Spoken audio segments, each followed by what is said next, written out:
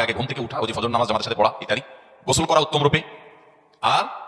পায়ে হেঁটে মসজিদে যাওয়া, বাহন না চড়া, 4 নম্বর হলো ইমামের কাছাকাছি গিয়ে বসা, কোনো অনর্থক কাজ না করা। এই 4টা কাজ যদি কেউ জুমার দিনে করে, নবী করিম সাল্লাল্লাহু আলাইহি ওয়াসাল্লাম বলেছেন ওই ব্যক্তি বাসা থেকে মসজিদ পর্যন্ত আসলো, যতগুলো পা ফেলবে, যতগুলো স্টেপ ফেলবে, যতগুলো কদম দিবে, প্রতিটা কদমের বিনিময়ে আল্লাহ রাব্বুল আলামিন তার অ্যাকাউন্টে, তার আমলনামাতে 1 বছর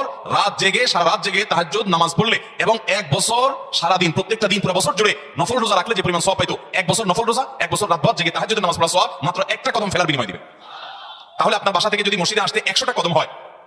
100 বছরের নফল নামাজ, 100 বছরের নফল রোজা,